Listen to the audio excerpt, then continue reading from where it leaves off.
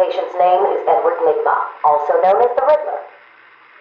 So, Edward, Warden Sharp tells me you've been leaving threatening riddles scrawled on the asylum walls.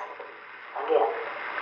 You would have to be severely paranoid to read threats into harmless riddles, Dr. Young. May I test you with one?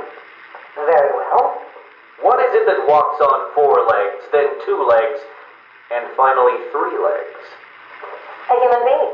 As a baby, it crawls on 4 legs. As an adult, it walks on 2. And in later years, it uses a cane. Good try. But the answer to all 3 is a baby. True, it crawls on all 4s, but cut off its legs and it can only wiggle on 2 limbs. Give it a crutch, it can hobble around on 3. You see? It's horrible. How can you even joke about that? Easily, Doctor. It's not my baby.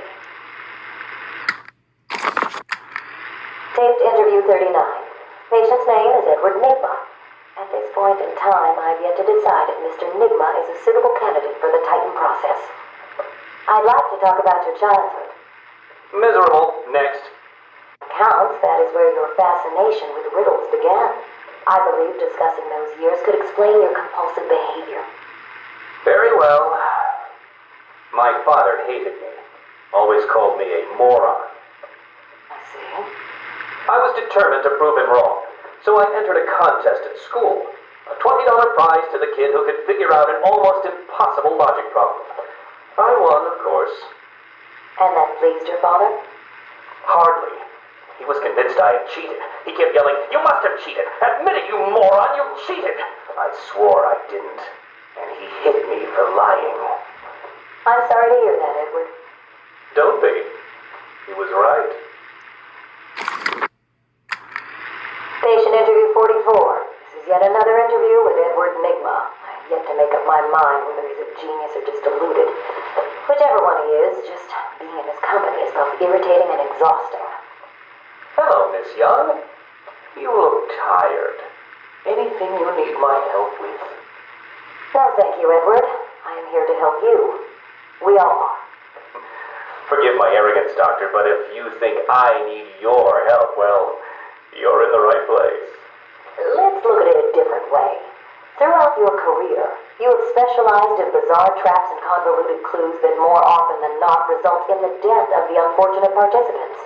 And if the citizens of Gotham were smarter, my games would be merely an amusing diversion. Instead of death traps. You really should be thanking me. Weeding out the ignorant, the stupid, the useless. But don't worry, I'm sure you would survive. What a lovely photo on your desk, Doctor. Your family. Mother, perhaps. Put that down. Get up. Guard! Let's discuss your obsession with Batman. Hardly an obsession, Miss Young. I simply feel it up to expose. You know who he is? More important, I know what he is. What do you mean? It's obvious. The mask, the weapons, the scare tactics. He's a criminal. No different than Joker, Two-Face, or myself. Most people consider him a hero. Most people are idiots. They can't see Batman for the villain he is. Riddle me this. How did he get his car and his gadgets? I don't... With money stolen from the criminals he defeats. Why does Gordon turn a blind eye to his antics? Batman bribes him. The answers are right in front of your stupid, gawking face. Edward, please, calm down. Wake up, Gotham. No sane, law-abiding man does those things. No one's that selfless. Batman is as vile as they come. Security! Security! This is my final interview with Edward. I have gone as far as I can.